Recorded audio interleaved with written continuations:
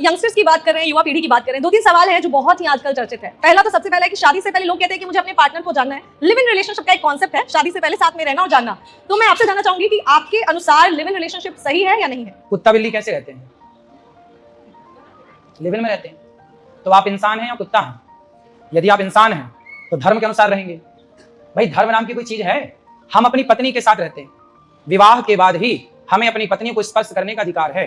यदि हमने आपको स्पर्श किया तो ये भी पाप है।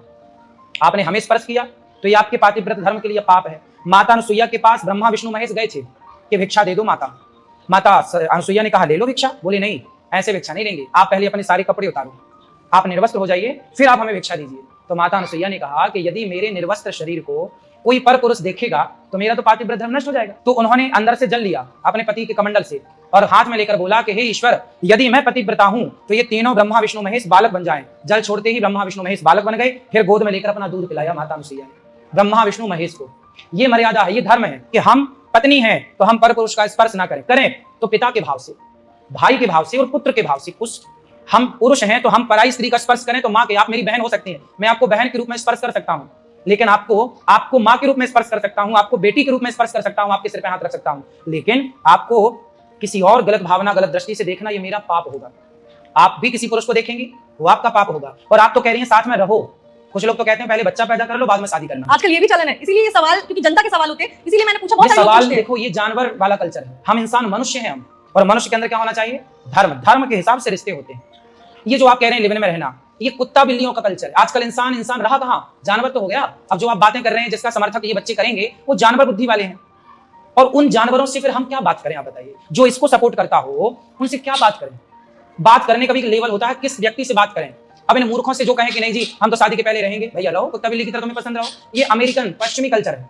अमेरिका में ऐसे ही होता है, लंदन में ऐसे ही होता है। एक्चुअली भारत अब भारत रहा कहां? अब भारत को ना होड़ लगी है कि हम भी अमेरिका की तरह बने ना।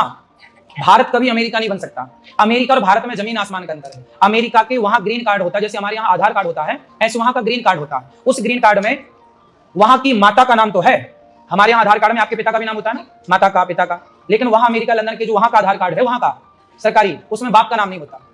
आपको पता है ये बात? नहीं, वहां बाप का नाम नहीं होता। क्यों? क्योंकि बाप कंफर्म ही नहीं उन लोगों का। शादी 18 साल की लड़की होती है, फरार हो जाती है अपने घर से, 2 महीने इसके साथ, 2 महीने इसके साथ, 2 महीने इसके साथ, ऐसे वो लड़कों के साथ गुजारती है, कमाती खाती। आज लड़का इसको बदला, इसको बदला, इसको बदला, इसको बदला, अब ऐसे में वो प्रेग्नेंट होगी, पता ही नहीं चला कि किसका बच्चा है। इसलिए वहां आधार कार्ड में बाप का नाम है नहीं, सरकारी रिकॉर्ड में। इसलिए तो कहा डार्विन ने कि हम बंदर की संतान है, क्योंकि उनके बापों का पता ही नहीं तो वो कहेंगे बंदर है। हम तो ऋषियों की संतान है ना, हम तो ऋषियों की संतान है, इसलिए हम थोड़ी कह सकते हैं कि हम बंदरों की संतान है। भाई तुम्हारे बाप का पता नहीं, हमारे यहाँ तो बाप दादा परदादा सबका पता है। तो अब वो अमेरिकी कल्चर आप अपनाएंगे तो आप कितने बुद्धिमान बनेंगे? महाराज जी, जो भटक गए हैं, जो हमारे यहाँ के भटक गए हैं, जो इस तरीके के कल्चर में जाना चाहते हैं, जिनको पसंद है, उन यंगस्टर्स के लिए, यूथ के लिए क्या कहना चाहेंगे आप? भटक गए हो तो सही राह पर आ जाओ, है ना। सुबह का भूला शाम को वापस आ जाए तो उसे भूला कहाँ कहते? आ जाओ। गलत तो गलत होता है, आप सिर पटक लो, नीम को कितनी भी शहद लगा के उसकी घिसाई करो या उसकी जड़ में शहद डालो, मीठी कभी नहीं हो सकती।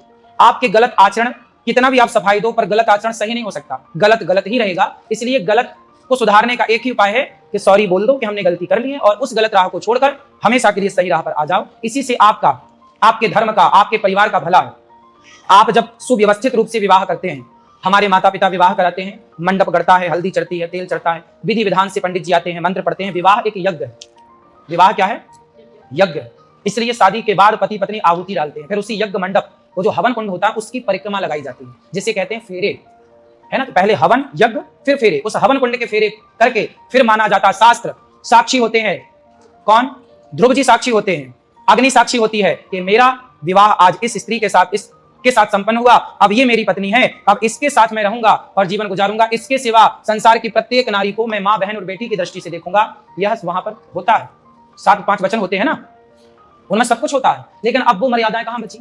भाई यज्ञ जब आप करेंगे, दशरथ जी ने पहले पुत्रेष्टि यज्ञ किया, फिर राम जैसा पुत्र पाया।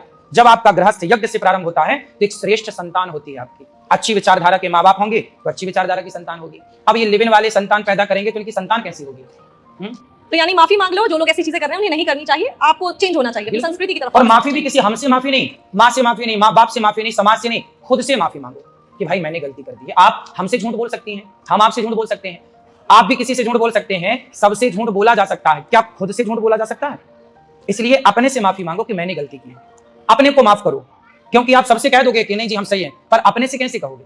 अपने को मुंह कैसे दिखाओगे? तो अपने को सॉरी कहो और गलत राह छोड़ के सही पर आओ।